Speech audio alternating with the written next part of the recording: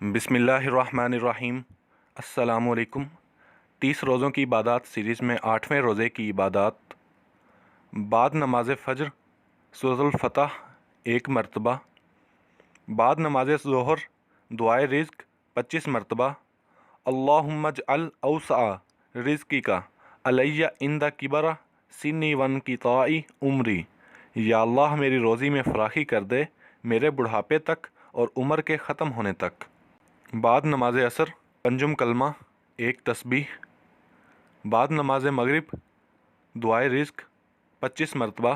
لا الہ الا اللہ الملک الحق المبین محمد الرسول اللہ صادق الوعد الامین۔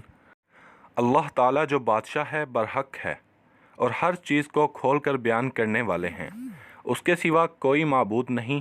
حضرت محمد صلی اللہ علیہ وآلہ وسلم اللہ کے رسول ہیں، وعدے کے سچے اور امانت دار ہیں۔